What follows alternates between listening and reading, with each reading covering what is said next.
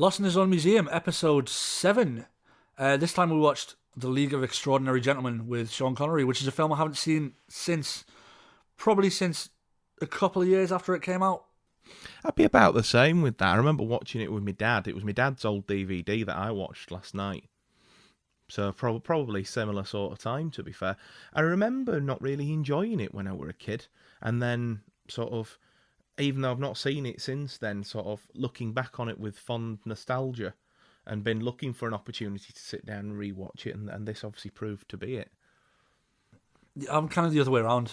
I really enjoyed it as a kid. I remember really enjoying it as a kid, and then watching it this time around and just finding it absolutely ridiculous. Oh well, this rewatch, I suppose we'll talk about as we go and what my thoughts are on it currently.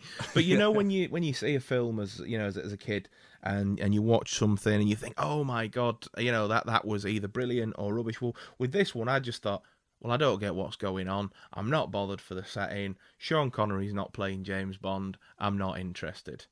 And then as I grew up and sort of became a comic book fan, and I've not actually read any of the full volumes, but I've seen, read through bits of, the graphic novels that it's based on online, and, read many a sort of plot synopsis and things like that, and seen many video essays on this film on the internet.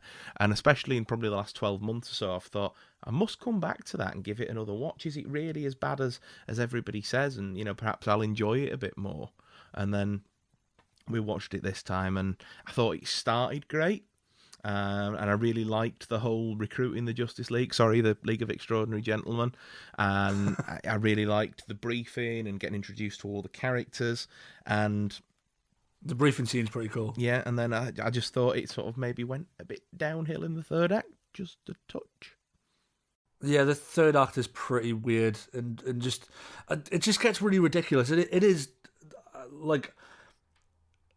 it is very kind of reminiscent of like a really poorly constructed Victorian Avengers movie. Yeah. By Michael Bay's evil twin. That being said, this is directed by Stephen Norrington, who also did Blade. So, amongst the 4 films that he directed. You would think, given Blade came first, that they'd have thought this film would be in good hands, wouldn't you? You would think so. But, yeah, I mean, he also directed a film called Death Machine in 1994, which I would quite like to see. It looks quite good. Well, what's the synopsis of Death Machine, then? So, after a mad genius inventor of killer robots and cyborgs at Shank Armaments Corporation kills his executives... Rolls off the tongue, doesn't it? He unleashes his ultimate death machine on the new cute CEO who is firing him. Ah, well, there we go. That sounds like an absolute bag of crap. But yeah, let's watch that at some point and have a laugh. We do love a good bad movie here at Lost in His Own Museum. You should come and see The Cellar at some point, folks. It's full of all the things that get lost to history. At some point, we'll take them to a charity shop or put them in a furnace or something. I don't know. Maybe let Belloc have them, but or in the Keith Lemon bin. Some of them do end up in the Keith Lemon bin. Some of them do end up in the Keith Lemon bin, indeed, yeah. So for anybody who doesn't know, in my movie room, there is a drawer in my TV cabinet where all my spares and doubles and things like that I've upgraded go. And the first thing that went in there was when me and Phil were sorting my DVDs and Blu-rays out, and Phil quite rightly judged me and ended our friendship when he found that I had a copy of Keith Lemon, the movie. Now, what possessed me to buy that? I have absolutely no idea. I've sought counselling and I've repented for my sins, and it's now in the Keith Lemon bin, which is a box of things to get rid of. The reason why we disagreed is because I think it's an absolute masterpiece, personally. Yeah. Do you know he went to the same high school as me? Really? Yeah. Unlucky. We didn't cross paths because he went like 20 years before me, but yeah. And yeah, we saw him once in the White Rose Centre. He was doing a book signing. Oh, really? And yeah, he was just sat there at a table, and there was a fair crowd around him and stuff like that. But you looked in the shop that he was doing it in, and he was just sort of sat there. It was surreal, really. But yeah, I bet he hasn't read it. No, he probably didn't even write it. But So what's good about this movie? Let's go for what's good about this movie first. well, before the we start first thing tearing that's it to really bits. good about this movie is that Keith Lemon's not in it. Yeah, that's a good point. This movie's an interesting one. Should we do the usual plot recap? Yeah, go on. Yep. So basically, the plot of this film, folks, is that in the late 1890s, a terrorist group led by the Phantom Spelt wrong as well. It's spelled with an F. It is spelt with an F. That's probably going to be some sort of like copyright thing, which I'll come to Yeah, I would in think so. a bit. That will actually be intentional. I mean, it might not be. The guy's only got one eye and he can't see through. And anyway, so the terrorist group led by the Phantom commits a load of terrorist acts across Europe. They rob the Bank of England, they trash a lab in Germany, and commit all sorts of atrocities all over Europe, and basically bring Europe to the brink of the First World War. So Her Majesty's government send off a guy who's called Sanderson something. What's he called? Sanderson Reed, Sanderson Reed. played Actual by service, Tom Goodman Hill. Indeed he is. That's just a brilliant name, isn't it? But Sanderson Reed gets sent on the mission of recruiting the League of Extraordinary Gentlemen, and the first person they go to recruit is Sean Connery's Alan Quatermain, who's obviously the lead character of the King Solomon's Mines story written at that time. Initially, Connery's character don't want to come back, and he sort of says, look, I've done one too many adventures for Queen and Country, and it's cost me my wife, it's cost me my sons. Not about that life anymore. Massive cliche, by the way. Yeah, Phenomenal absolutely. cliche. Yeah. Like I was just thinking that before, and it's like, do you know what it reminded me of? Do you remember the Three Directors episode of Family Guy where they do the Michael Bay bit? And he's like no, I don't throw kegs anymore. Like, yeah. We're not gonna be in your group, Peter. We're in your group. Yeah. We're not going to join your team. I'm putting together a team. We're in. Oh, come on, you guys. On this exact spot, exactly 23 years ago, a piece of beef jerky was planted in the soil and watered with Red Bull. A speedboat emerged from the ground, and in that speedboat was Michael Bay. And then when he wasn't available to direct this movie, they got the guy that did Blade. So Sean Connery, then after his bar gets blown up and all his friends get killed by agents of the Phantom. I'm going to keep that up now. I'll find a little soundbite to like. There's got to be one in the movie somewhere. Yeah, absolutely. But yeah, after his bar gets blown up and all his friends get killed, he agrees to go on the mission, and he comes back to London with Sanderson Reed. It's at that point that he's introduced to M, nudge nudge, wink wink, and M is the head of the British Secret Service. Now, where have we heard that before, Phil? Yeah, it certainly rings a bell. Like It does, doesn't it? Or Yeah. 7, yeah. Sorry. There's a couple of O's before that 7 as well. But yeah, so he gets recruited, and M gives his speech about what's going on and that they need to find the Phantom. I'm going to stop it now. Before basically he incites World War, and it's at that point that we're introduced to Captain Nemo, the captain of the Nautilus submarine from 20,000 Leagues Under the Sea. We're introduced to Rodney Skinner, an Invisible Man, not the Invisible Man. Because they couldn't get rights to use Hawley Griffin from the original H.G. Wells and Universal monster movies. So they do find a nice way around it though, because it's sort of like the actual Invisible Man's been killed, and this guy's stolen his sort of whatever it is that makes his skin invisible. I'm not exactly sure. I liked that as well. Yeah. Well, I think in the original, it's a long, long time since I've seen the original Invisible Man. It's really hard to find. But being invisible. So that's only a minute. I've done enough coffee today.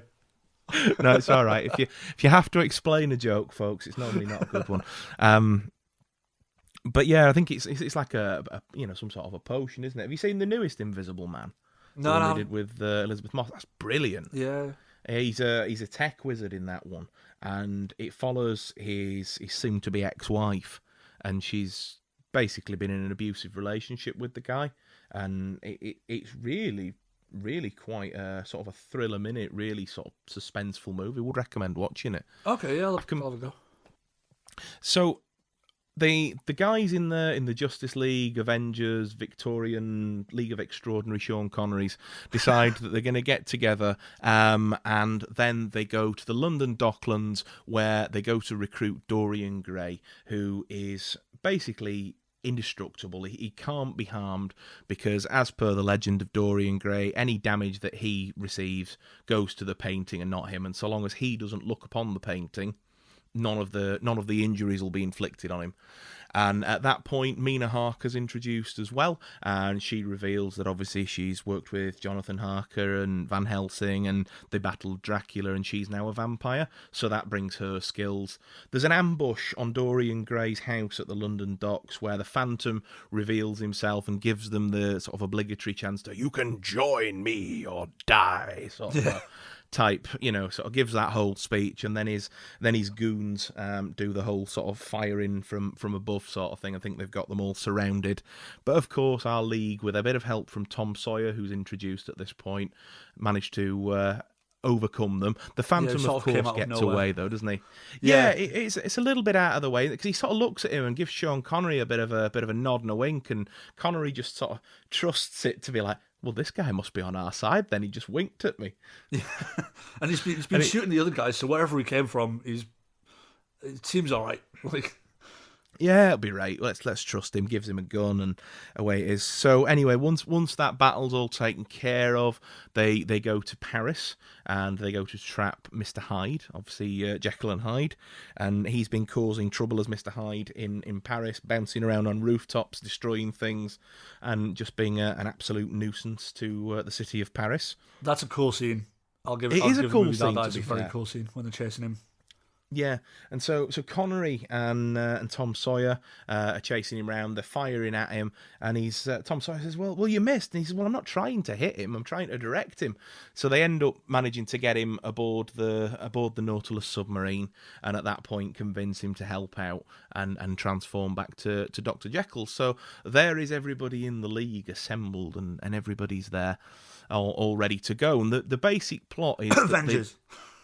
Yeah, I'm putting together a team. We're in.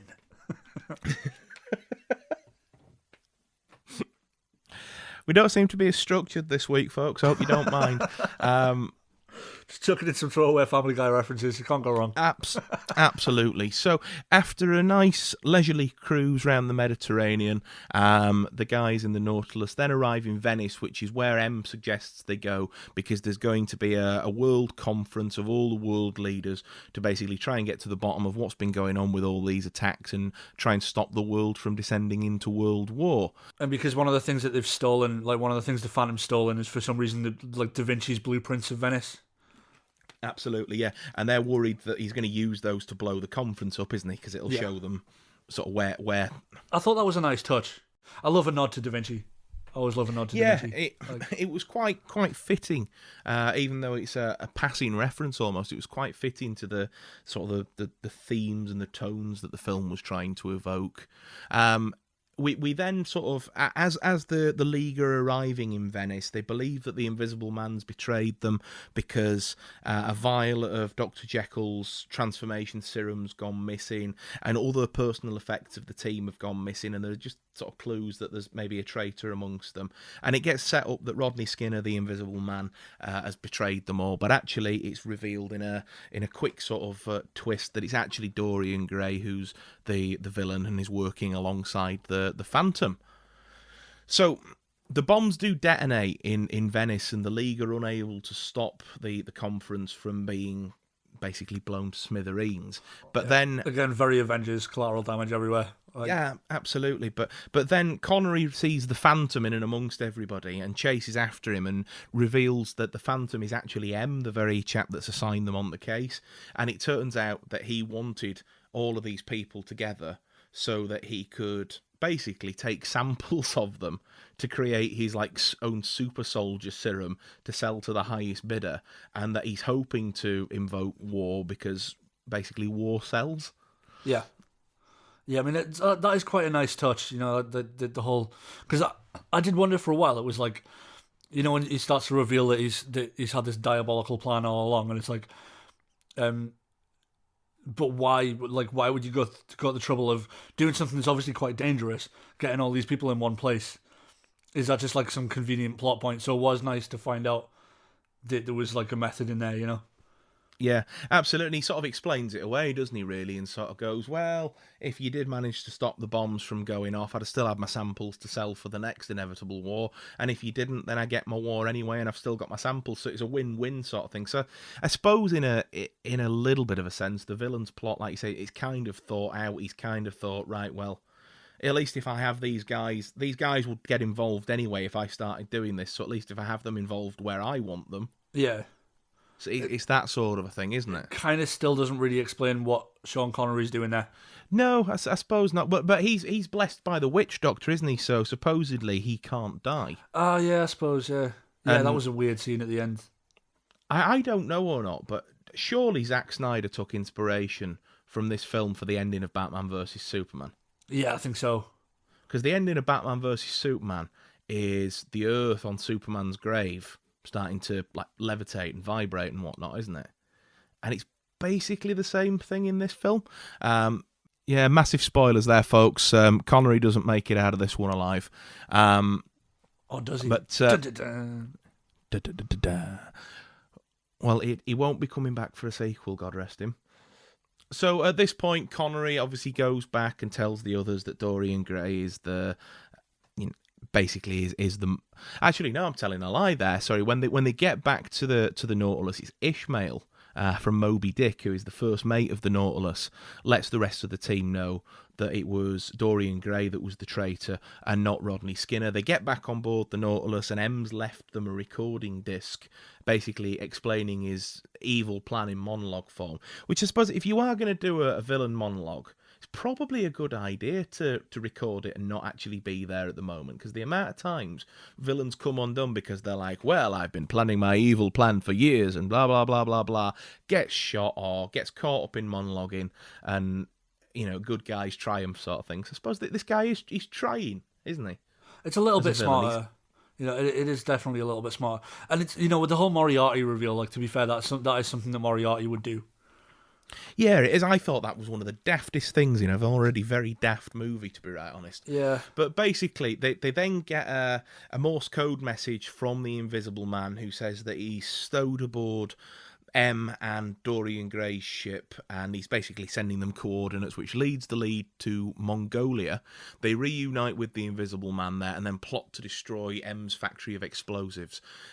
So Nemo and Mr. Hyde rescue all the scientists and get them all to safety. And then Skinner and Mina, they set all the explosives, don't they, and get everything ready to go so that the factory can go up. And Mina actually then gets revenge on Dorian Gray by showing him his portrait. That was pretty cool. That scene was good. That, like, it kind of put me in mind of the whole end of Pirates of the Caribbean thing, when we should be two immortals fighting until Judgment Day, and because obviously they're both immortal, but when he thinks he's got the drop on her and she pins him up against the wall and shows him the portrait with the sword, and they shows him the portrait, yeah. And then they do the end of Indiana Jones and the Last Crusade bit, pretty much exactly the same. We've got a soundbite for that. Yes, we do. You have chosen poorly. But there we go. So yeah, at this point, then Quatermain and Tom Sawyer, Quatermain obviously being Sean Connery's character, confront M, and they just, unless I blinked and missed something, and I watched this fairly attentively last night, which was quite hard to do because it is shite. And to say, even. And to say, yeah, sorry, but a few too many sherries for lunch. But but there we go. But it just sort of comes round and goes, well, you're Professor Moriarty. And it's like, did I blink and miss something, Phil? Or was that alluded to at any point in the film? No, not at all. Or is it just pulled it out of his ass? It's just a pointless name drop. It's the whole thing. It's going to be a character starting with the letter M because it's M. Mm. But other than that, it's one of many pointless name drops, because I feel like with a story like this, when you've got these sort of characters, like, it's only really worth doing the name drops if it's really somebody of note with like superpowers or something, where it's actually relevant to the story that's who they are. Yeah. And Tom Sawyer isn't. That's just a pointless name drop. Because it's got nothing to do with Huckleberry Finn or anything at all. He's just a guy who, American Secret but Service. he's a grown-up Tom Sawyer at that point, though, isn't he? And it is bringing together all these literary characters of the age, isn't it? So I suppose he's kind of, in a way, he's one of the... Between him and Alan Quatermain, they're the audience sort of surrogates in the plot, aren't they? Because they're the ones constantly being brought up to speed with everything. Yeah, I would say so. Aren't they? So I suppose that's kind of why he's there.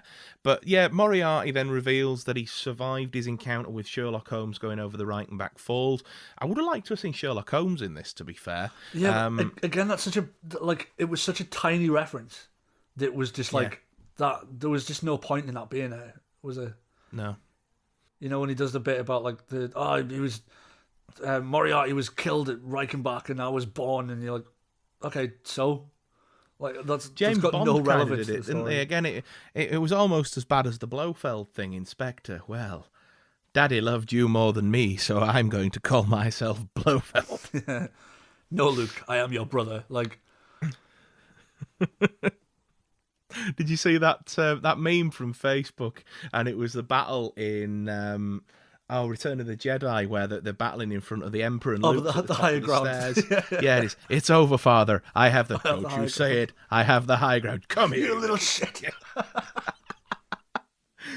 But yeah, it then also turns out that Sanderson Reed and I can't remember the other guy's name, but one of the other henchmen of M have taken the potion that turns Jekyll into Hyde, and then the other one's taken the potion that turned the Invisible Man invisible. And so they're also running about doing some stuff. So Sanderson Reed, in the final confrontation of the film, comes up invisible behind Tom Sawyer and basically holds him hostage. And Moriarty gives his sort of evil, well, you can't even protect your own son, and you can't protect this surrogate son either, and blah, blah, blah, blah, blah. And, of course, sort of good triumphs over evil, but Sean Connery ends up dying, doesn't he, in the crossfire. And then they basically...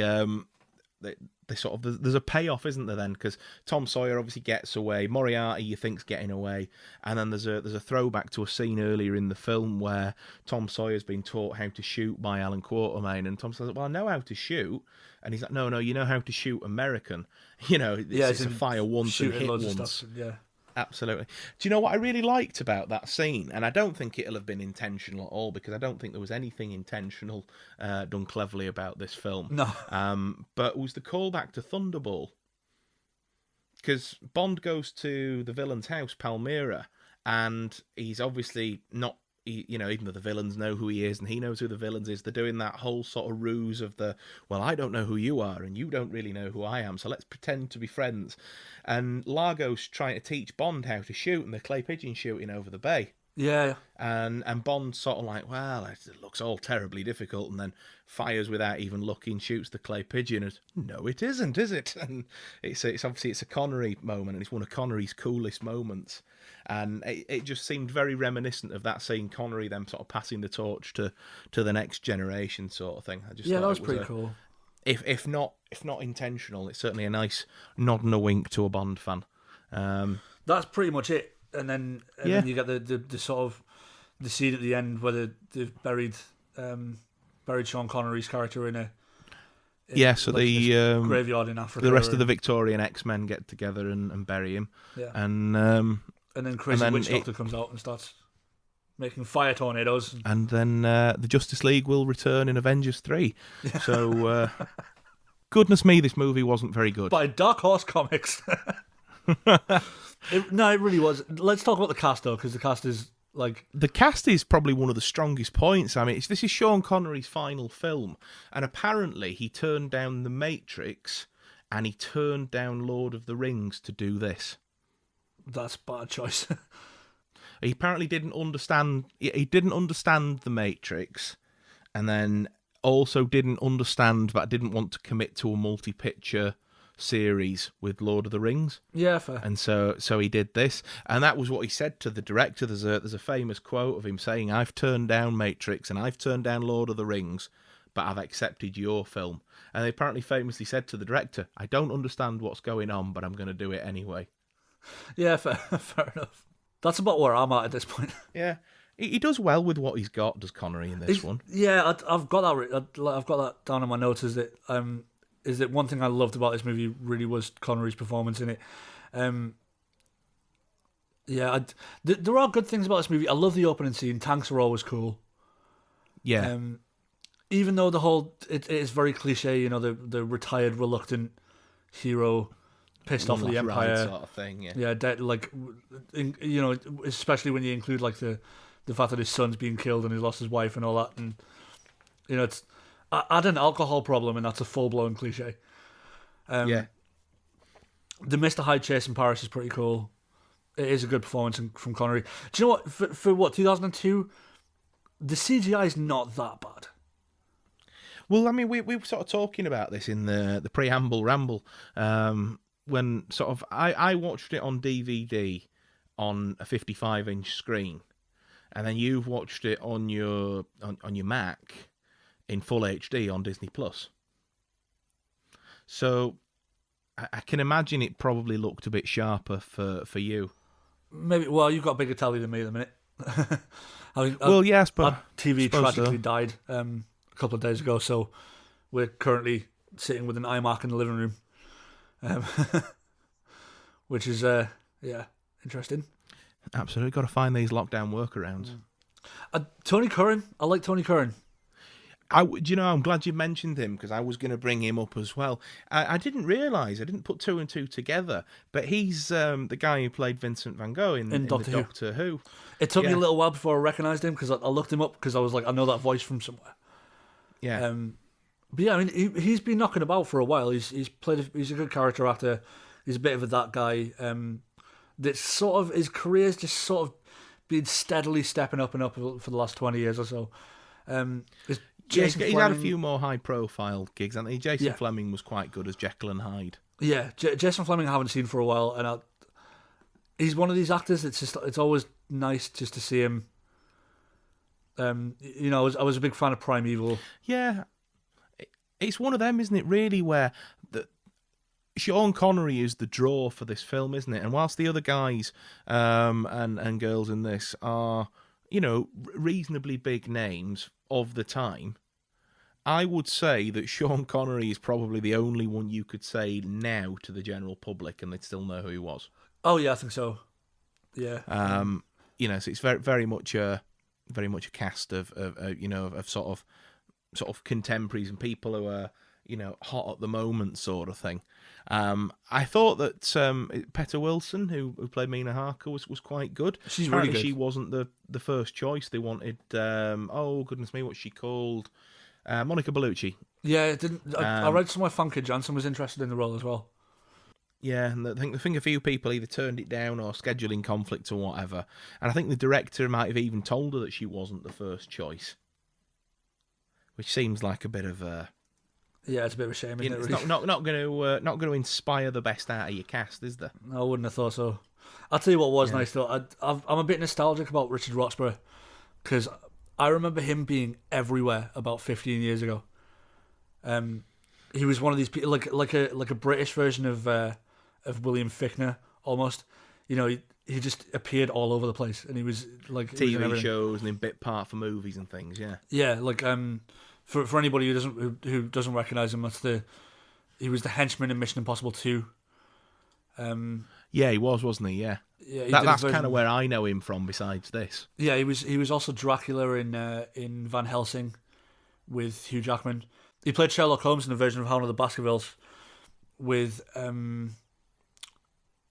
think John Nettles was in it out of Midsummer Murders of all people, and Richard E. Grant as well was in it. Oh. Yeah, that's pretty good. And he was just he just used to pop up all over the place.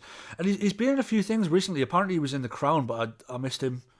Okay. I didn't spot him in that. Who was he in The Crown? He was in 2 episodes as Bob Hawke. Oh, right. Okay, fair enough. and obviously a blink and I'll miss it character. Again, don't really remember him showing up. He was also Colonel in Hacksaw Ridge. Oh wow, that's a great film, is that? Yeah, it's amazing. Yeah, again, I don't think I spotted him in that. Yeah, it looks like this film had a really sort of troubled production when I was sort of looking through the behind the scenes and the making of. A lot of people turned down roles or wouldn't accept things due to what they like. I know that Alan Moore, the chap that co-wrote it, as he seems to famously do with most of the adaptations of his work, didn't like it. Yeah. Because he didn't like what Zack Snyder did with Watchmen either. And I could be wrong, but I'm pretty sure that he wasn't too fussed for V for Vendetta either. Quite liked that one myself, but... Yeah. Speaking of the comics, because obviously with League of Extraordinary Gentlemen being based on a comic book series, I never really... I haven't got into the comics. I've never read them. I did find a list online of all the... of like a lot of ridiculous fictional characters that have been in it, that have been featured in the comics. And if you'll indulge me, I'm going to read a few out because some of these are really funny. So just imagine, Go for it. just imagine any one of these in the movie at any point. You know, like with the whole steampunk kind of late 19th century thing going on. James Bond, Chitty Chitty Bang Bang, Vincent Chase. You know who Vincent Chase is? Yeah. The lead character from Entourage. Which is ridiculous. Classic literary classics, and then Vincent Chase from Entourage. Yeah. There was Hiro Nakamura from the classic NBC show Heroes as well. Was a character in it. So yeah, going down the list is Santa Claus, obviously. The Doctor from Doctor Who, Doctor Dolittle, Doctor No, and Doctor Doom. Some interesting PhDs in there.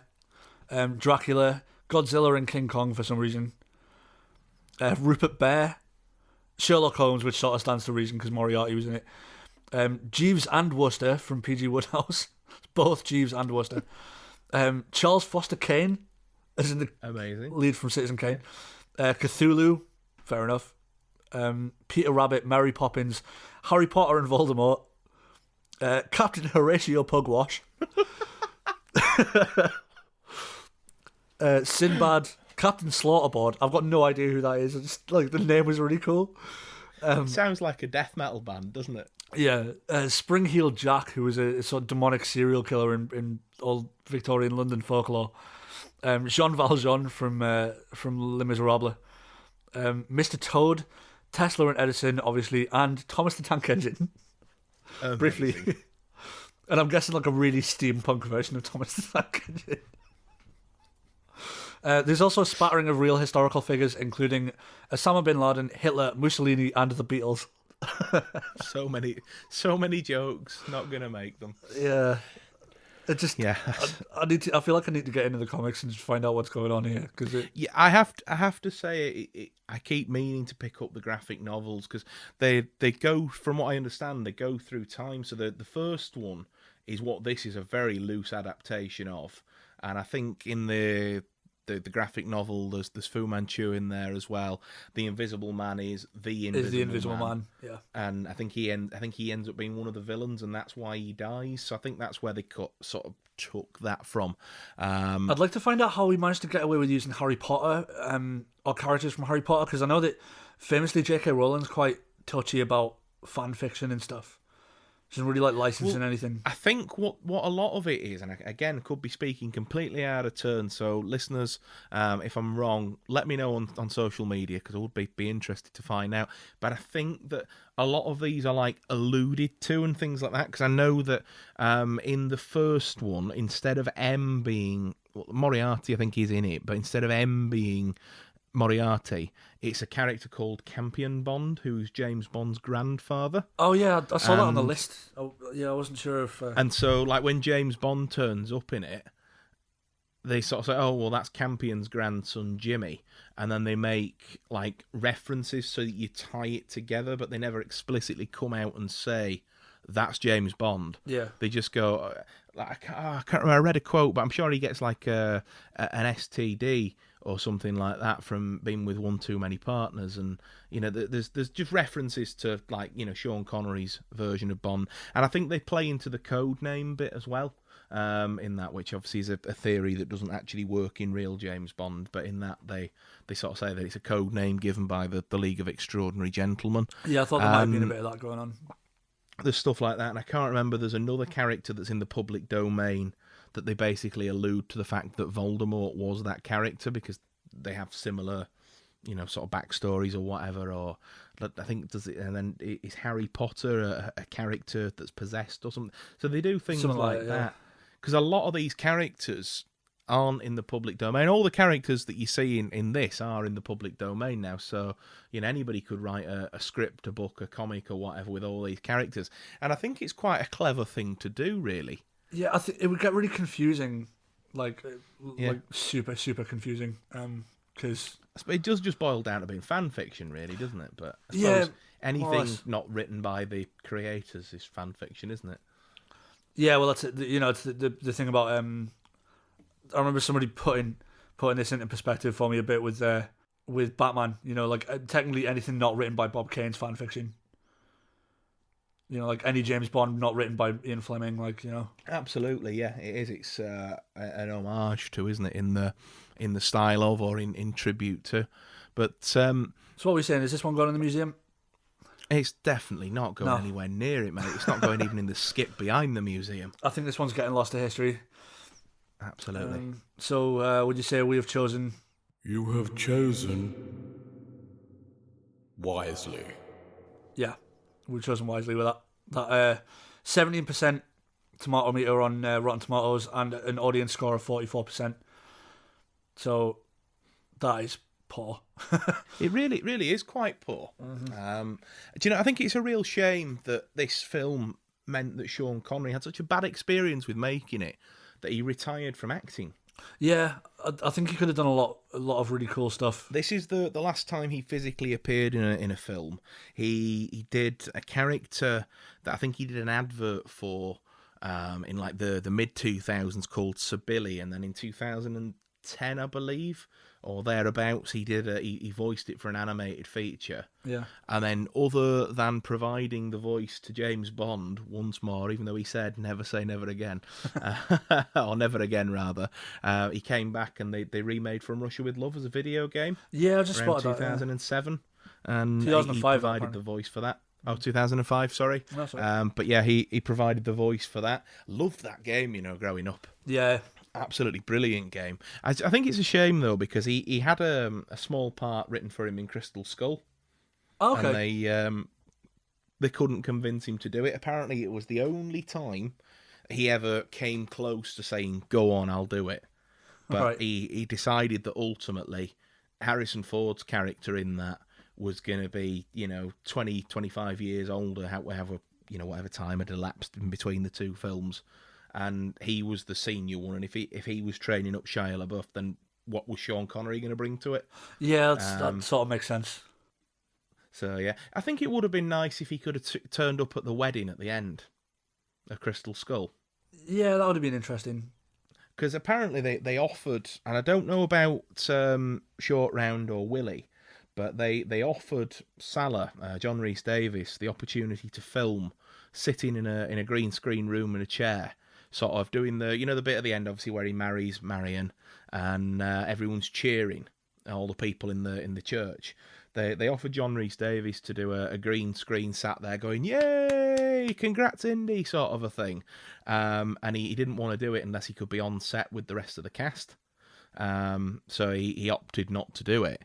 And apparently that was one of the things that they tried to get Sean Connery to do as well. But it'd have been nice, wouldn't it, to sort of at the end of Crystal Skull sort of look back and sort of see all the people that Indy's known across his life. But the reason they didn't end up doing it was that Connery said no, but the reason they scrapped the rest of it is they didn't want the film, sort of the fans of the films, to sort of turn up and see the adventure of the Crystal Skull and then see everybody that's ever worked with Indy at the end and go, oh, well, I wish they'd come along for it, right? Yeah, because you get to the stage where you're like, well, actually, I'm really glad you're here, mate, but it would have been really handy if you'd been here a week ago. Do you know what I mean? Yeah. Could maybe have done with some help, make everything a little bit easier. Do you know, I was watching this last night, obviously in preparation for our discussion today, and perhaps not the best example to make the argument I'm going to try and make, but seeing Sean Connery in this, he was 71, 72 years old when he made this, and he holds his own, doesn't he? Oh yeah, you can tell he's an older character, but he does hold his own, and they film him quite cleverly so that when it's really in the middle of all the fight scenes and there would be quite a lot of action, you don't necessarily see that it's Sean Connery or a stunt double or clever camera angles or whatever. And it actually gave me some hope for Harrison Ford doing Indy 5 next year. Yeah, I know what you mean. Yeah, I was thinking about Harrison Ford with it. I think it's The Last Crusades had that effect on me where I can't help but connect Harrison Ford and Sean Connery pretty much all the time now. Yeah. They seem like really similar people, and you know what I mean. There's something about the two of them that where they sort of mirror each other. Yeah, I mean, for me, they're actors that I hold in very high regard, and like you say, put them in the same sort of caliber and category, and I suppose it will be from that film. But yeah, I just started thinking, because Ford's, what is he, 76, 77 now? So he's older than Connery in this, but I mean, he looks good for it, does Harrison Ford, doesn't he? And I mean, he looks all right in Rise of Skywalker, and just a few years previous to that, he did Force Awakens, didn't he? I've not watched Call of the Wild yet, but he doesn't look too bad in the promotional material for that. Yeah. So if they write the story cleverly. Because it's a tricky one, Call of the Wild, because it's like a remake of a remake of a remake of a remake of a book, of a film based on a book. To be honest, the only I totally forgot it was coming out. I was listening to the ID10T podcast. A little shout out for that one with Chris Hardwick. That's a really good podcast to listen to if you like if you like really interesting celebrity interviews. And they had Karen Gillan on, and so towards the end of the episode, he was asking her like, "Oh, so what are your sort of plans for the future? What are you up to at the minute?" And she said, "I'm going to be in a film with a dog and Harrison Ford." Brilliant. And just the way that she said it, I was like, okay, I think I might be sold on that now. Like, I think that's going to be really good. Well, you know, the dude's my favourite actor, so I will literally watch anything the guy's in. Oh, yeah, Harrison Ford's great. I'm surprised you haven't seen Hell of the Wild yet. I don't know. Do you know what it is? It's one of those where I don't want to sort of let myself down. Okay. And sort of be like, you know, when you sort of like, this could be really bad. And so you put it off and put it off and put it off and put it. It's one of them. It can't be worse than Mosquito Coast. That's got to be the worst film Harrison Ford's ever done in his entire career. It can't be worse. I don't know. I enjoyed it ever so slightly more than Random Heart. Oh yeah, that's the point. Yeah, Random Hearts was a bad one.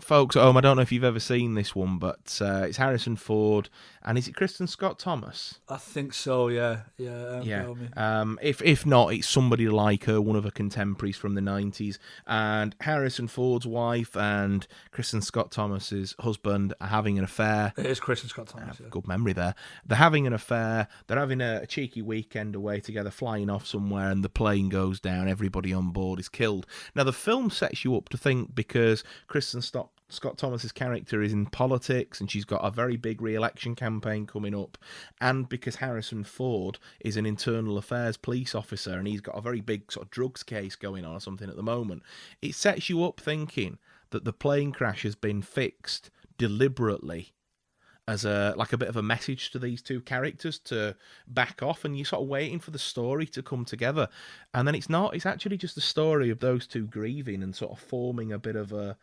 relationship through grief, and quite honestly is one of the worst films I've ever seen. I kind of enjoyed the first two acts, but it seems like there only are two acts, because you're sort of waiting for this plot twist, and then the credits roll, and you're like, what? It's like, but that's not a story, dude. It's like, yeah, exactly. Well, like I was saying about the bit with the guy with the drugs thing, and like all the way through the film, Harrison Ford knows that, like, I can't remember whether it's one of his peers or a criminal that he just can't get the charges to stick for, but there's a character, and he's like, I know you did this, and it's, you have the wrong man, and he's got all I want my family back.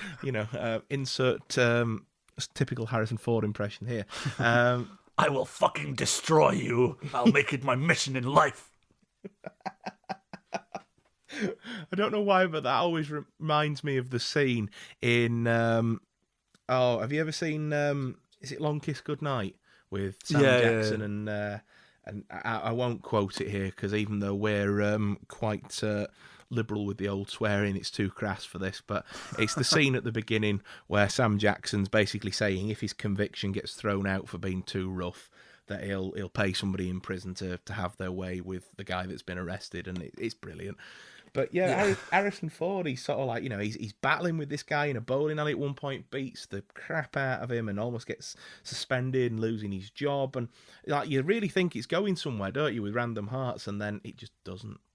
It does. It seems like it's building up to this really dramatic plot twist, and I was desperate to find out what happened. Like I was quite enjoying it, but then it's like it tells you half a story in the credits roll. You're like, what? Like you just feel like you've wasted half your life, Mind, I'm just seeing it here on IMDb. The cast is actually a bit of a powerhouse. For Random Which I do Heart? sort of remember. Yeah, I mean, Charles S. Dutton, Sidney Pollack, Richard Jenkins. Like in terms of like that guy, Bill Cobbs, Kate Mara. It's got a really good cast in it, to give it its due. But it is atrocious. Yeah, it wasn't really a great film, was it, to be fair, which is a real shame. But I'm hoping with the cinemas coming back, hopefully towards the end of May, and hopefully, as good as we can say definitely at the moment by the 21st of June, that whilst there's not going to have been a lot of new films to come out and show, that they'll do what they did last year when they I know we went to the cinema last year, and I suppose it all depends on what you're comfortable with, doesn't it? But I hope they show a lot of classic films again. Like I got to see Empire Strikes Back, and was it Shawshank we saw? But there were a couple of great classic films that we saw in the cinema last year, and the opportunity, and Batman '89, I saw that as well. Yeah, I think View's on about doing some of that again. Doing sort of trilogy weekends and that sort of stuff. And well, what we really miss out on in the UK, because they really go in for this in the States. When you have like LA's full of all these theaters, where they don't show new films. They just they have screenings of classics or art house stuff or indies or yeah, you have like the one that what's it called, the one that Quentin Tarantino owns in LA. And they show... I know exactly what you mean, but I can't think of what it's called, yeah. They show Die Hard every Christmas Eve. Further solidifying the idea that Die Hard actually is a Christmas movie. Of course, Tarantino it's a Christmas says it movie. It is. It's a Christmas movie. Like I said in our Christmas special, if you remove Christmas from the plot, so many things don't make sense. Yeah, exactly. It's the New Beverly. The New Beverly, Quentin Tarantino's. But we don't really have that here. Like... In London, there's a few, like there's the Prince Charles, isn't there? And there's like the South Bank Centre, and like where they do all the BFI stuff. But there's, I mean, like in Leeds, near obviously where me and Phil are based, we've got places like the Cottage Road and the Hyde Park Picture House that do show independent things as well. But it's not really like the sort of like you're saying there, that they do proper film screenings and. They do like reel-to-reel screenings as well, rather than rather than modern projectors. They'll do like proper reel-to-reel stuff as well. Well, yeah. I think both of those cinemas probably have the equipment to do both, because I know that I have not recently, but in the last 5 years, I've definitely seen a modern film in the Hyde Park Picture House. I actually once got to show a film there. Oh, really? Yeah. It was absolute rubbish. It was when we were in sixth form, and we did a media and art and film studies course. And the first term, the first semester for anybody maybe listening over the pond, that we did was to study film noir and to sort of understand its influences, what what it's influenced in modern cinema, and how it shaped genres as we know them, and also see what influenced it as films came out of the silent era and went into like German expressionism, and how we came out the other side of the war, and things like Casablanca and Maltese Falcon, which incidentally is going to be our next episode, folks. We're doing Maltese Falcon next time. Yeah, looking forward to that.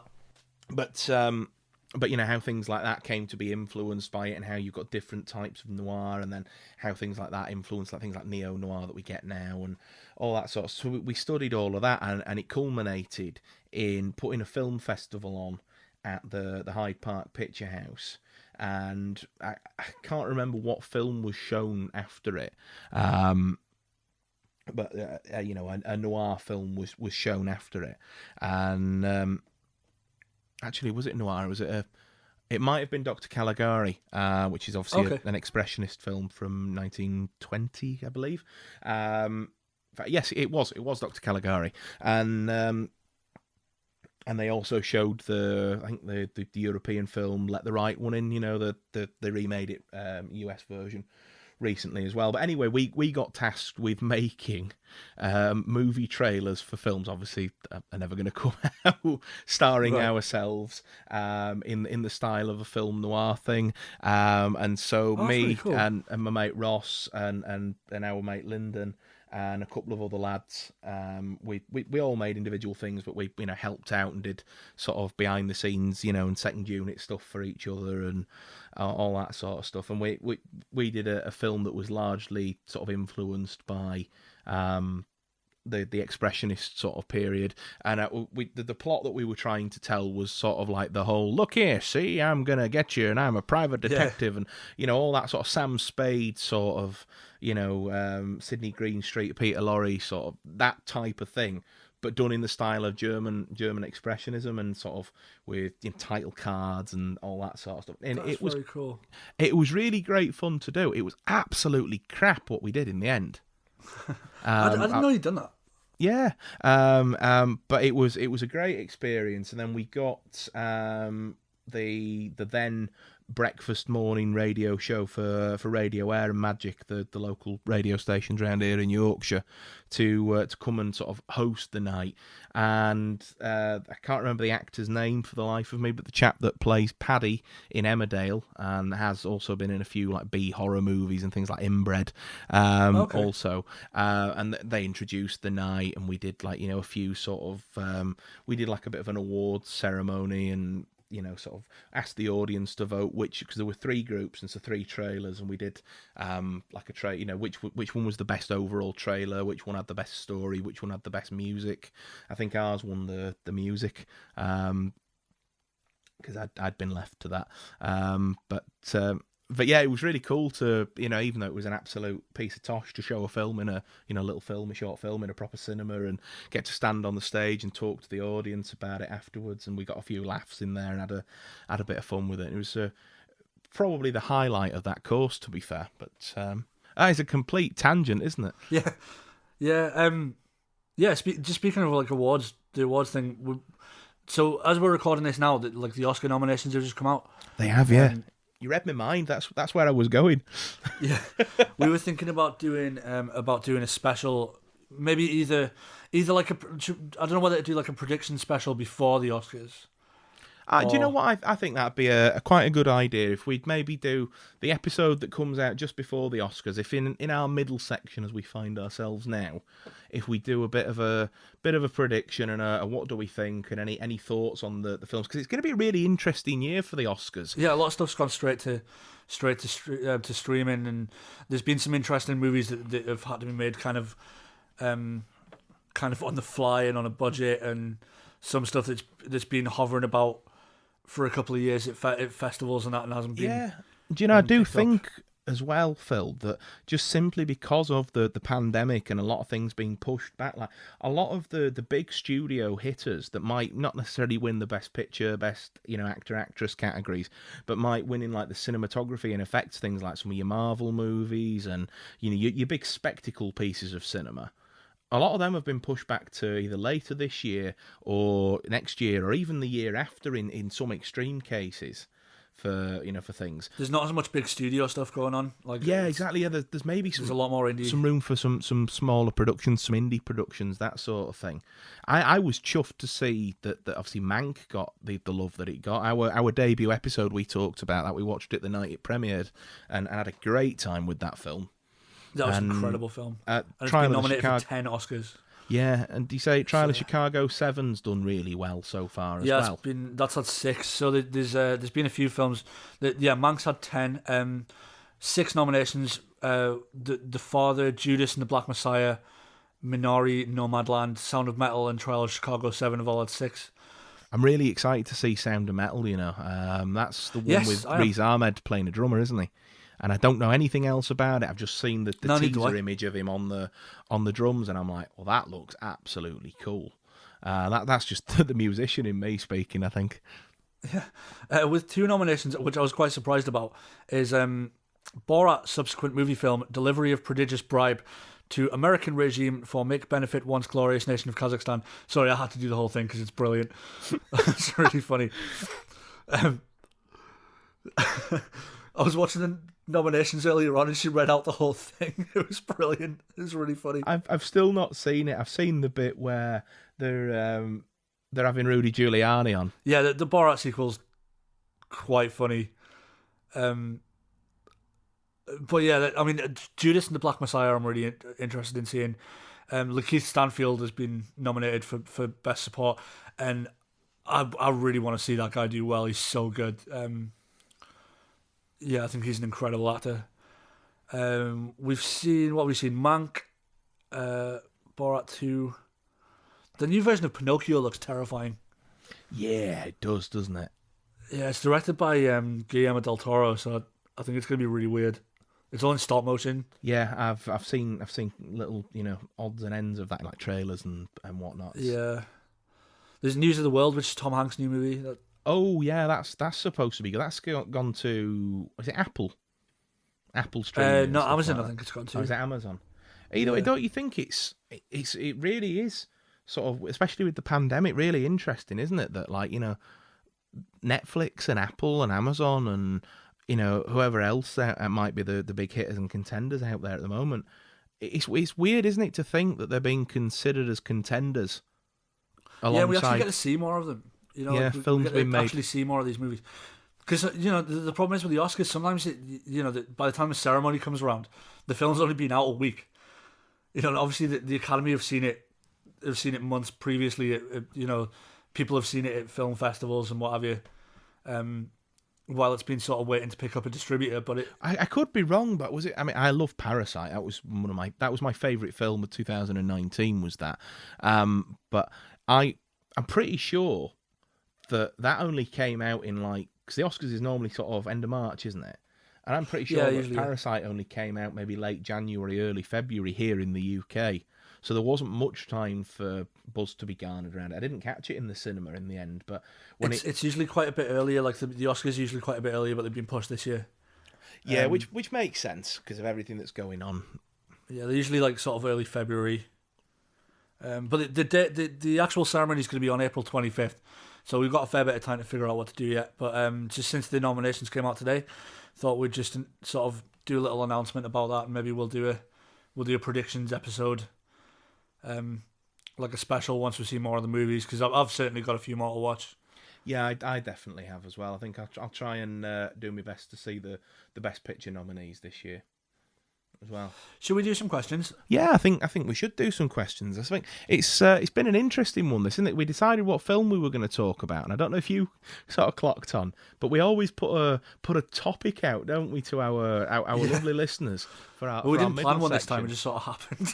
and we've just had a natter and a ramble, if you will. But I think it's been interesting. We might stick with that. That's quite a fun way to do it. Yeah, I think it's an interesting one. But if we're going to have some questions, then surely it's time for a question jingle. Question jingle. Jingle. So we've got Ruben's little question. We'll start off with this. Where do giraffes wear their ties?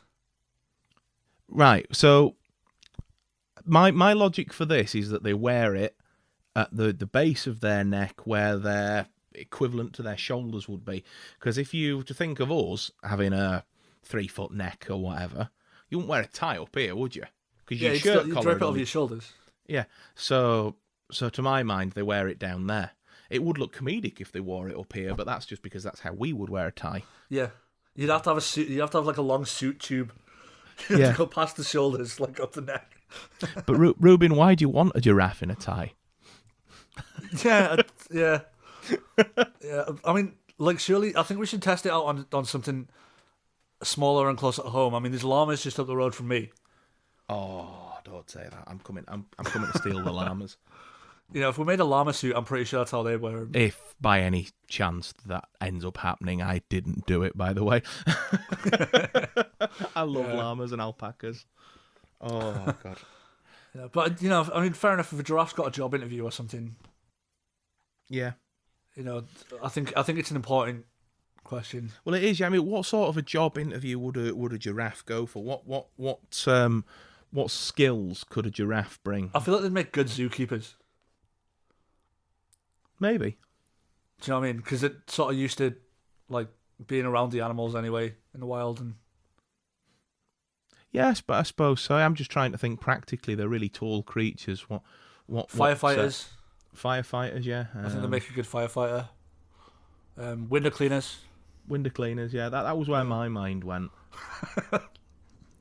So yeah. Oh, that That's answers your what- question, so- mate. So on the chest, on the chest, from the shoulder level. Absolutely, yeah. Rather think, than think rather than- where would the collar be? Yeah. And Because then if you see a person with a really long neck, they don't wear like the tie here and have the suit shoulders here. No. I'm doing this like it's Yeah. this is radio, folks. Can't see. What yeah, I'm doing. again, if you can see us, there's a concern.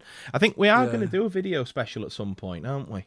Yeah, we will do it at some point when we're out to be sort of two households mingling again. So yeah, look out for that. I'll probably say sort of June time, maybe. Yeah, somewhere around that. So we've got another one from Chris Garland. What film did really bad at the box office?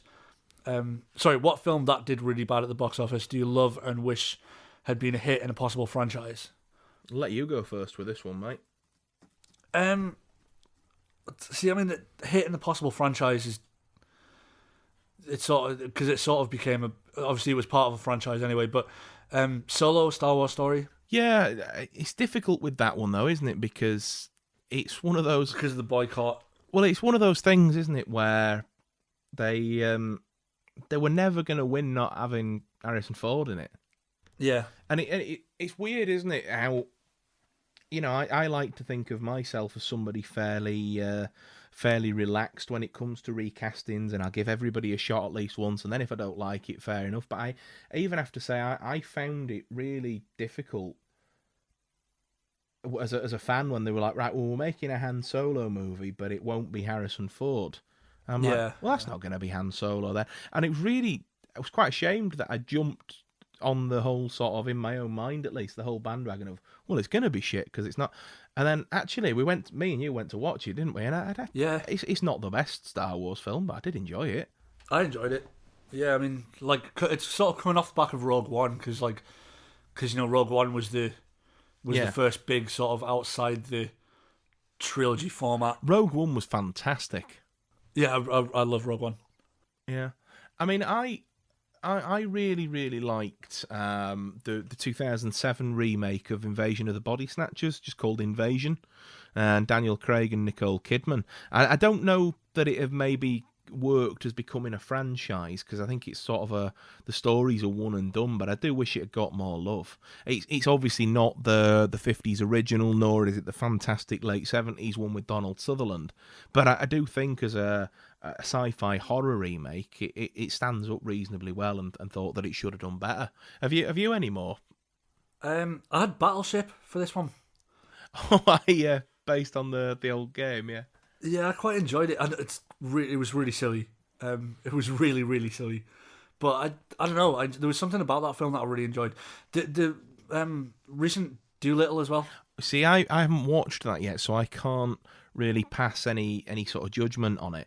But I've heard terrible things. Do you know that's the thing, isn't it? And I really always like your stance on this when you did your Not the Negative review. One of the precursors to this was give something a chance, and I do find myself as a film lover now, especially in the last sort of 5 years or so, going into things and watching them more openly than perhaps I would have done before and stuff. But I there's just some stuff like when I see that, and you just think, I just don't have the energy to sit through that. But then you put something on and it's like, actually, it's not going to be an Oscar winner or this, film that's going to get entered into the National Archives and be preserved for all time, but it might be not a bad way to pass a couple of hours. I mean, the Lone Ranger, do you remember the Disney Lone Ranger? Yeah.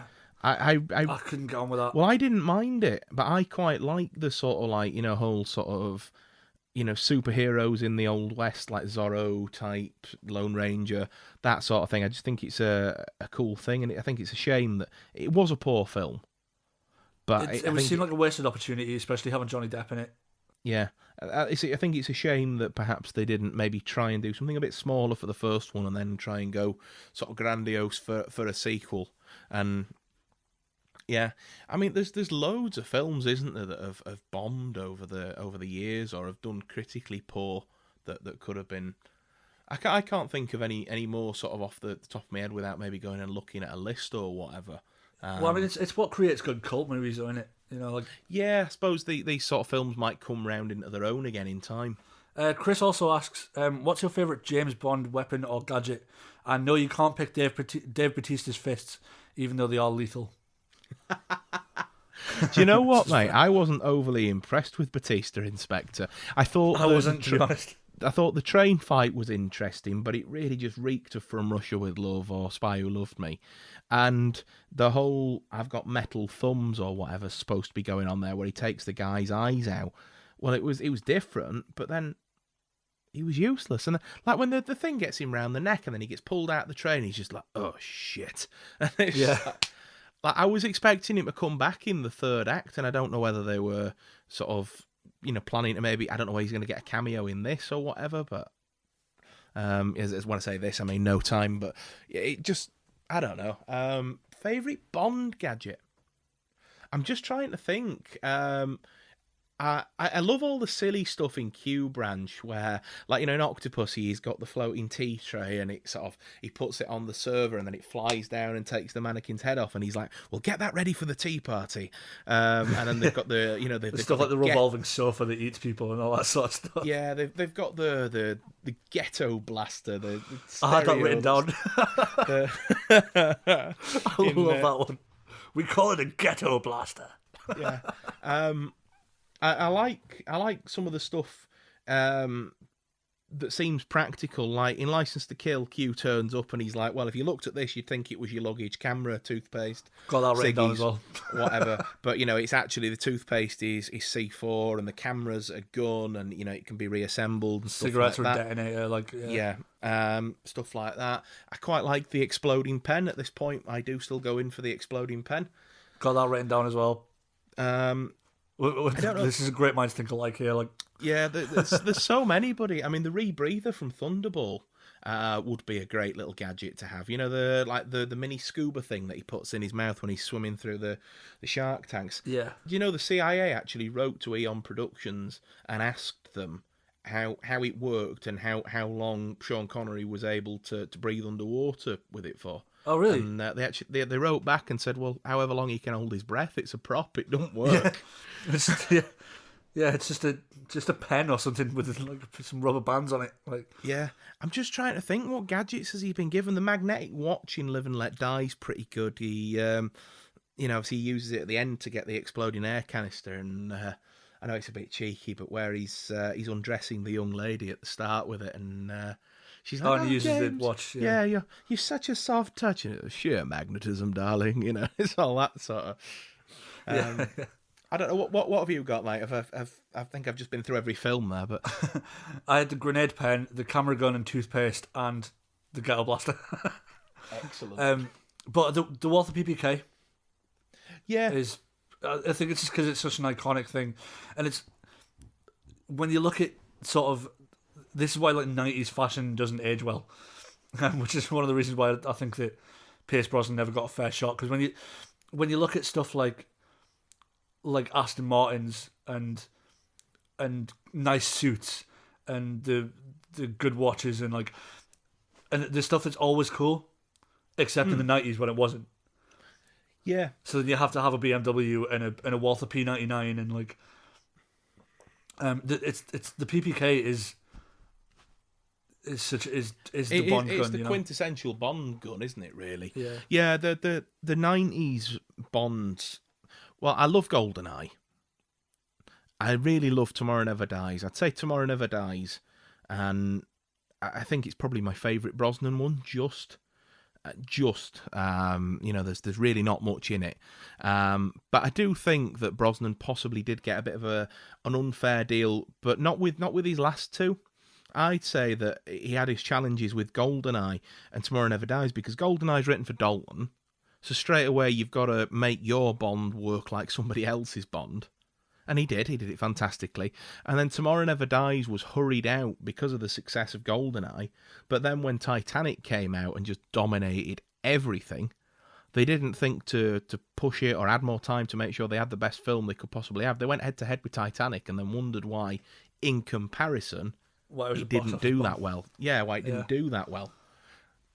But then World Is Not Enough and Die Another Day, they had to make a pun of the series all the time in the world to make them right. And to my mind, and for my money, they are the two weakest entries in the entire franchise.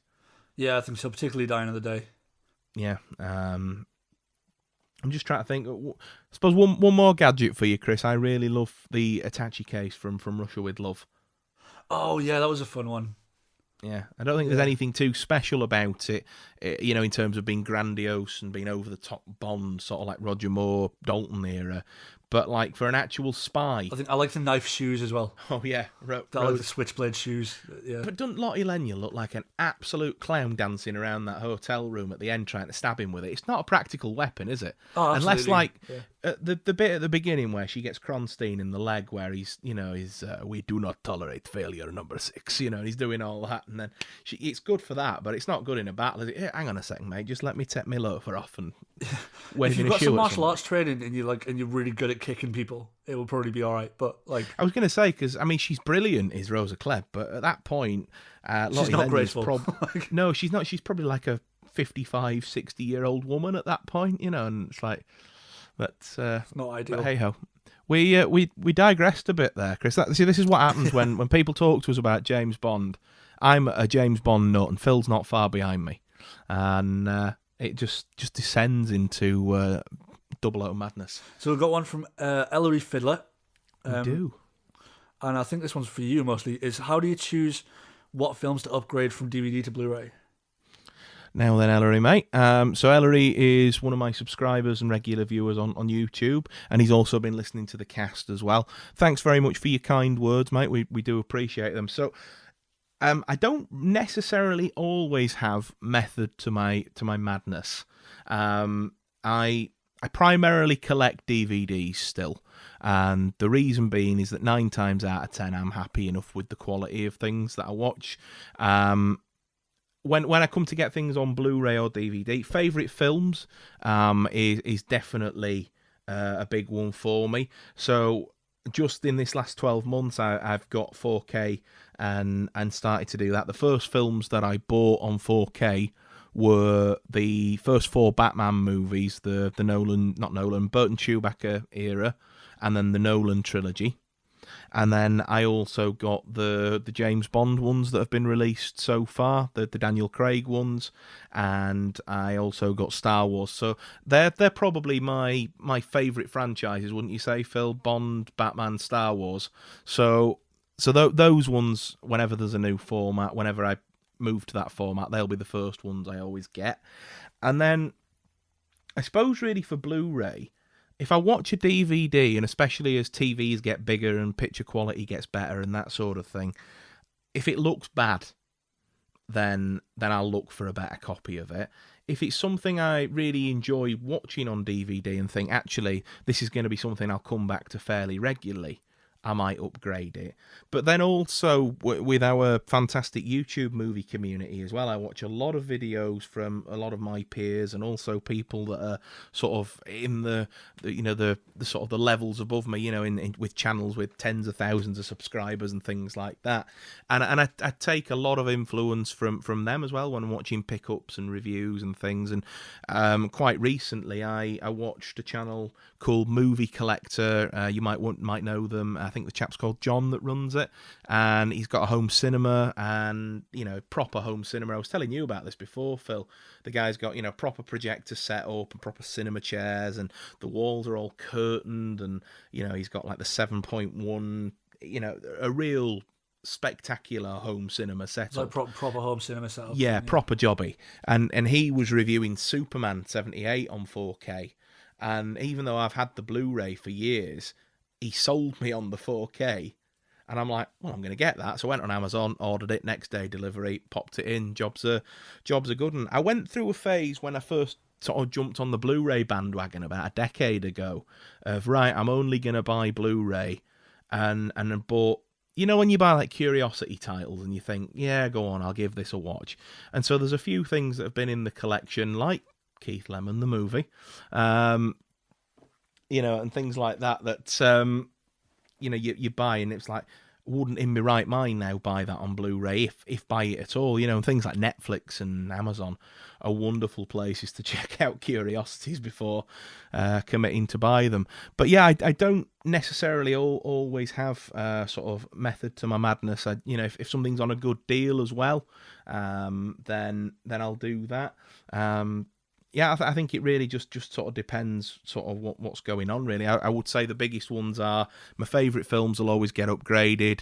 If the DVD quality is so poor that, it's unwatchable, I'll look to upgrade it if I see a good deal. I would say that probably sums it up in the neatest possible way. So I hope that's answered your question, mate. And obviously you're over on my YouTube channel. There'll be plenty more videos talking through the collections. By all means, get involved in the discussions there as well, and write into us again if you've any more questions. Thanks for listening. Yeah, cheers, man. Nice one. I don't know how I'd do. I kind of, if I'm going to buy something on Blu-ray, if it's something where I think the effects, like with the cinematography and stuff and the way that it looks is going to be like worth having the better version of it. If I see it in somewhere like Poundland, I'll buy it. But I haven't really got onto the Blu-ray bandwagon yet. Like I don't really sort of go out my way to buy Blu-rays. But then like my DVD collection like pales in comparison to yours. But your DVD collection is a very good collection, and I think, it's something I keep threatening to do, and I've started to do it when we put my movie room together last October, Phil. I put a load of those movies, didn't I, in the bins around the TV, so they're not on display. And whilst it was a sort of a quick sort through, and I think of, right, well, I'm probably not going to watch that anytime soon, so there's no point alphabetizing it and putting it on display. Your collection is really sort of, yes, it's smaller than mine, but there's really only quality in there, isn't there? Whereas in my collection, whilst I would say there's probably a good 3/4 of it of stuff that I would want to keep and absolutely love, there's still 25% of it that's like the curiosity buys and things that I haven't got round to watching yet. So I suppose it's the whole quantity versus quality bit. I'm obviously, as we both are, I'm such a lover of films that I'll take a punt on stuff, especially if you see it in Poundland's been a big one of late, because obviously they've really upped their game. I think they've partnered up with Music Magpie. And they're getting DVDs and Blu-rays and stuff for, obviously for £1. And so you think, right, okay, well, stuff like that. Like I say, I watched my dad's copy of this, but like League of Extraordinary Gentlemen's one that quite often pops up in there. So if you're thinking, I quite fancy watching that again, I know it's not very good, you'll spend £1 on it, wouldn't you? Oh yeah, definitely. I mean, I've got this thing because probably about 95% of my DVD collection is stuff that I keep.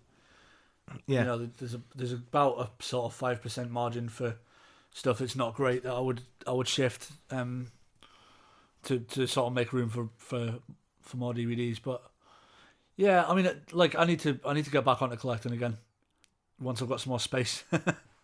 Well, that's it, isn't it? It's time, space, money. The virus hasn't helped anything because all the places you'd like to go and look, and you're like me. Whilst you will go in HMV, and I mean I'm regularly in HMV. I should have a key to the place, really. But you're like me. You'll go around your Poundlands and your charity shops and your car boot sales and things like that, and have a look for the bargains and stuff like that, won't you, as well?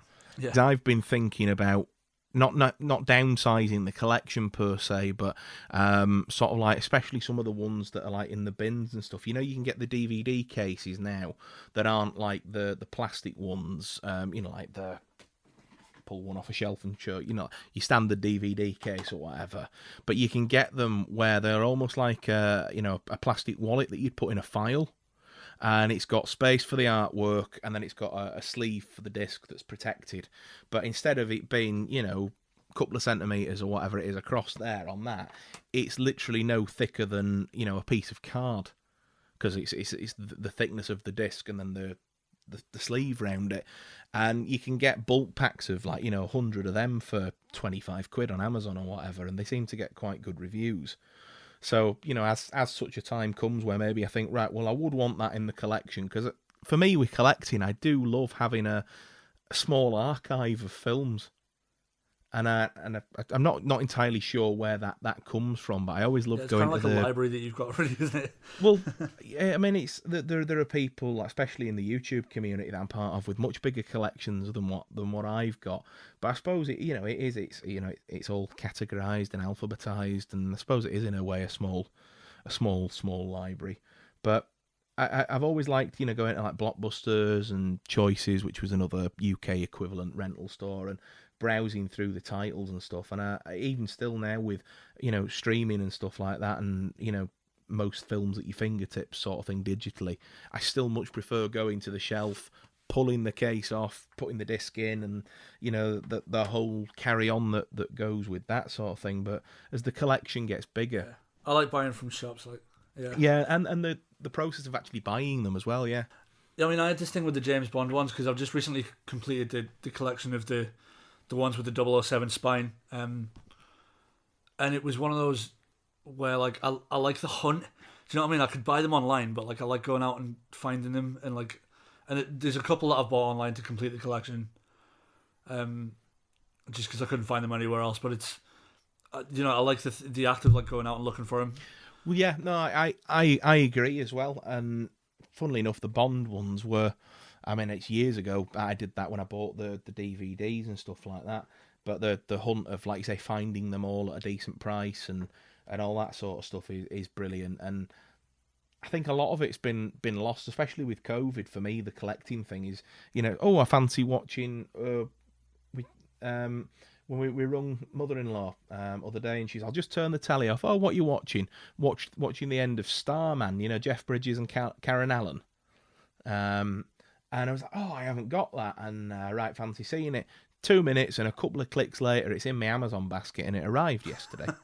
Yeah, and it isn't the same, is it? It's too easy. It's far too easy, man. I'll do it. I'll do it if I have to. But if it's something specific that I'm after, yeah. You are right. The joy of going into a second-hand shop, a charity shop, or a Poundland, and rooting through the shelves and the boxes or whatever, and then finding sort of, oh, brilliant. I was in Poundland the other day. I went to go and get some washing up liquid and some bleach and, sponges and stuff like that, and, basic grown-up household adulty things. Adulting, yeah. And as always, when you go in somewhere that sells DVDs, or at least I do, I went and had a rifle through them, and I happened across Dog Soldiers, which is a film that my mate's he's been telling me to get a hold of for ages. That's a great film. It was extortionate on Amazon, for I don't know, 15-year-old film or whatever it is at this point. They wanted 12 quid for it on DVD. And I'm like, not a chance. And then, obviously, HMVs haven't been open since Christmas and places like that. And you're not going to come across it in the supermarkets in the meagre selections that they have there.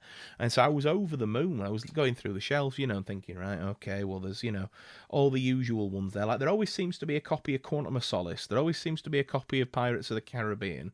And it's like when you go to charity shops and there's always The Matrix. Every single charity shop is a copy of The Matrix. Yeah, absolutely. Well, I think that was one of the first DVDs that came out in the United Kingdom, and it was also given away with a lot of DVD players to start people off. So I think there just literally are dozens, There's just so many of them, yeah. Yeah, in circulation, sort of thing. But yeah, I'm finding that, and I was like, oh yeah, brilliant. It's just great. Like you said, the thrill of the hunt. Yes, yeah. We've got a couple more questions. Oh, We've got one from Badger. What vehicle from any movie would you love to own and why? I think we're on the same page with this one. Yeah, I think we definitely agree on one of them.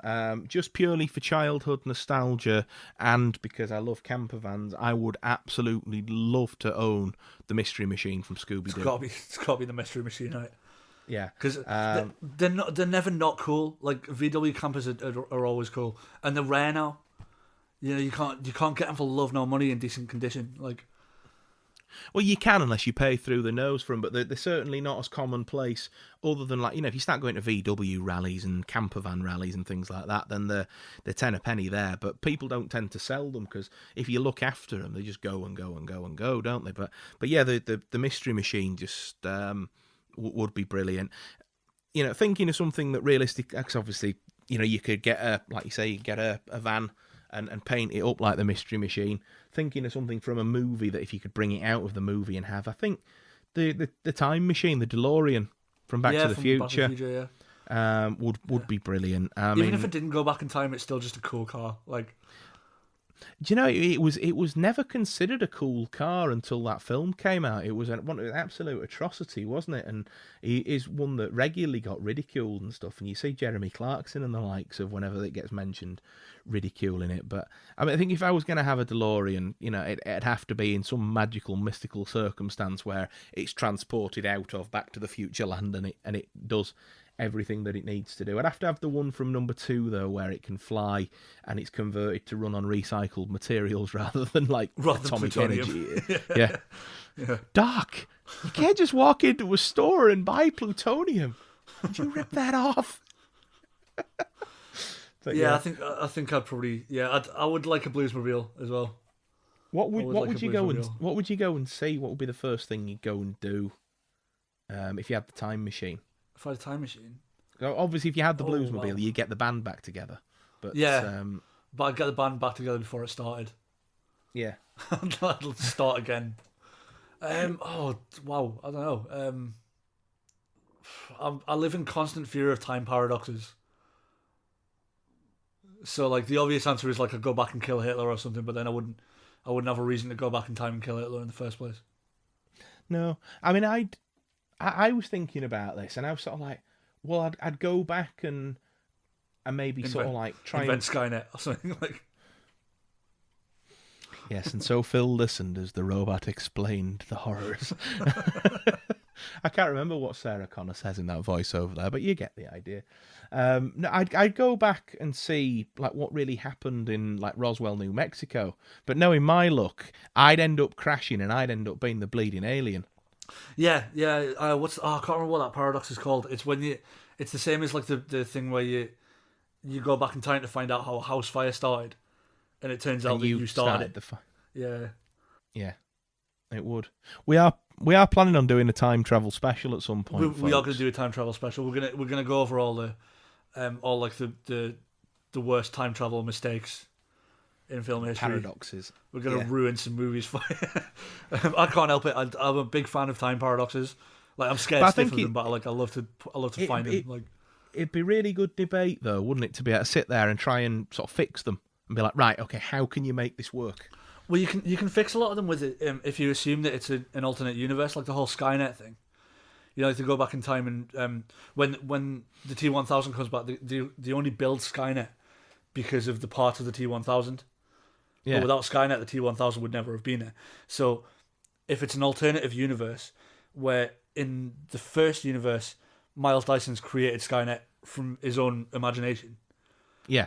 And then the second universe, like the thing they did with Star Trek, that's why that works with Scotty's transwarp beaming formula, because it's an alternative universe, and all he's doing is helping. He's accelerating the timeline, figuring it out. Isn't he? Yeah. All he's doing is helping figure it out early. That I love that scene. it never occurred to me to think of space as the thing that was moving.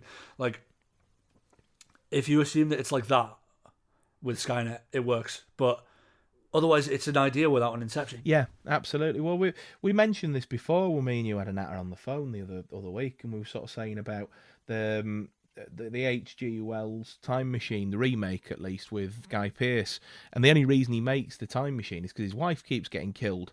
And then every time he makes the time machine, goes back and saves her, all's well, and then she dies again. And it's a different way she dies every time.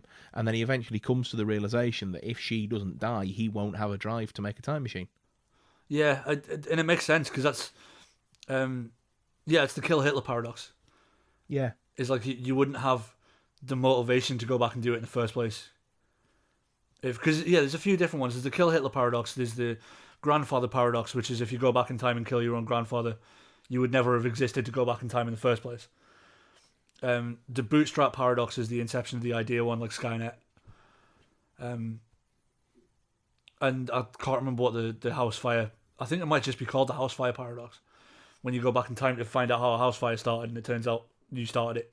I love. There was a DC Elseworlds story, a Batman story, obviously not in the main continuity, where Batman gets inadvertently sent back in time, but the reason that he's sent back in time isn't for any particular thing, but he realizes that he's within the time period before his parents are gonna get killed, and he goes to the alley on that night and perches on the rooftops, and then I can't remember exactly how it all sort of comes about, but he ends up realizing that he can't be running around as Batman, steals some clothes and sort of goes undercover, and goes down the alleyway to go and save the Waynes, and then realizes that he's the killer.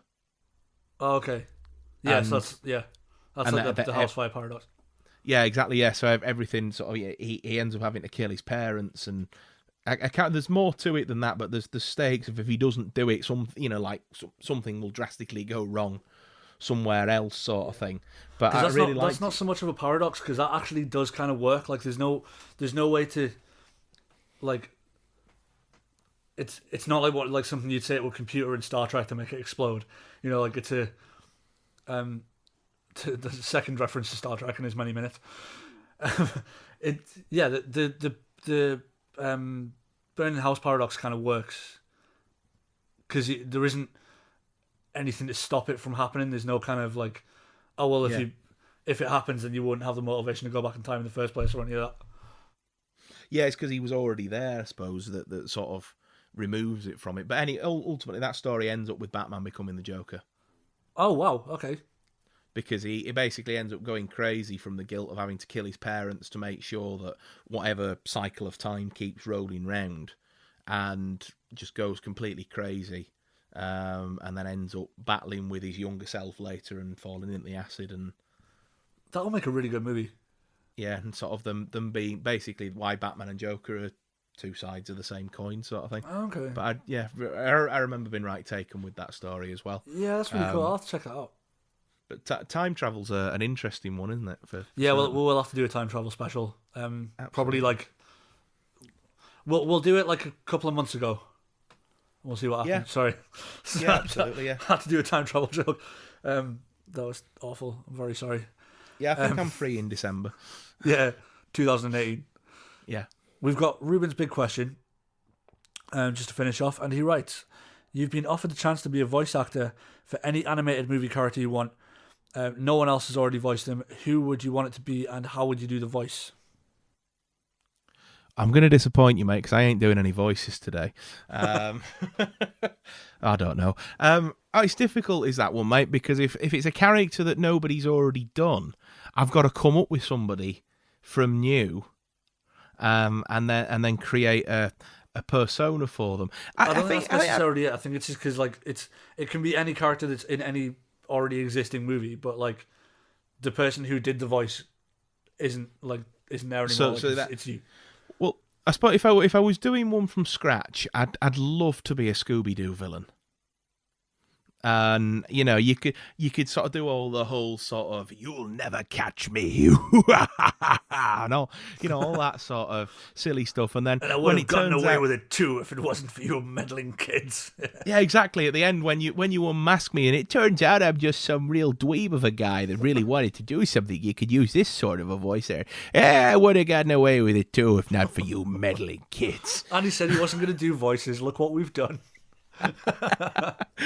But I don't know, something like that would be great. I mean, I do, as we all do, poor Family Guy impressions. To be in something like that would be, would be brilliant, wouldn't it? And the one I really liked was Rango. I'd love to do Rango. The Johnny Depp lizard. Yeah, I think I would. Yeah, I think that would be really fun. I'd love to play the Joker in an animated Batman movie. Yeah, that could be quite interesting, couldn't it? It would certainly give you a lot of. There's a lot of range in there. Like, how are you doing it though? Like, if you're thinking, right, well, there's not been obviously Mark Hamill's the big animated Joker, but then you've got people like John DiMaggio that played Bender. He's done it a few times, and Jeff Bennett's done it quite a few times in like the animated universe. Obviously, Mark Hamill's the big one, isn't there? So it's like what do you bring to that character? Do you keep it cool, calm, and collected? Do you maniacal lunatic? Or I'd probably do. I'd like to think I would do it a bit like Mark Hamill, but sort of darker and more menacing. Sort of like if you combine Mark Hamill's Joker with Heath Ledger. Oh, there's a video on YouTube of Mark Hamill at a Comic-Con reading some of Heath Ledger's dialogue. Oh, really? And it's sensational. Oh, wow, I'll have to look for that, yeah. Yeah, I cannot do a Mark Hamill Joker impression at all, not even close. So I shan't try, and that's not me being humble. But yeah, definitely.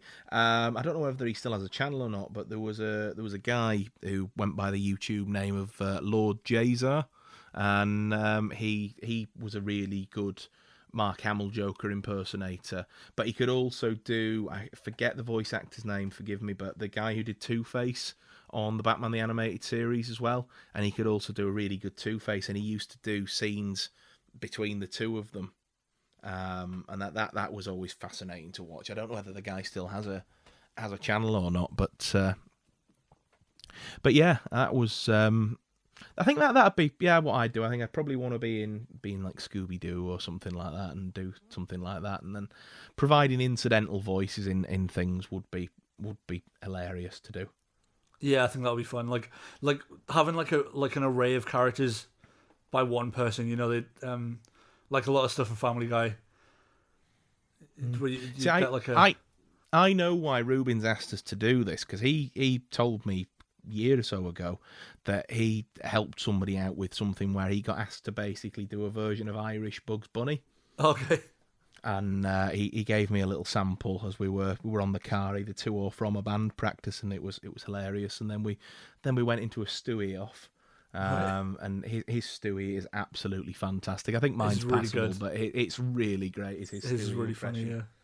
So I imagine you're hoping that you would get some Family Guy voices out of me this afternoon, sir. But Ruben does there you go. he does a solid Peter Griffin as well. Like, he does a fantastic Peter really Griffin. good Peter. Everybody gets one. Everybody gets one. So that's pretty much it from us. I wanted to just do a couple of little shout outs for some podcasts that we're fans of. Just to sort of give you a shout on Twitter. So let us know if you've had a listen to this episode. What's our hashtag this week?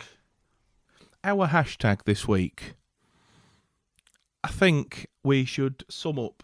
Extraordinary Sean Connerys. Extraordinary Sean Connerys. Well, I was going to say what we said in the preamble ramble about describing this film as caviar in spag bol. It's like the way that I was talking. Funny enough, speaking of Ruben, I was talking to him when I was watching it yesterday, and yeah, what I said was that it sort of feels like somebody's trying to do a classier version of what Michael Bay does, which is like putting caviar in spag bol.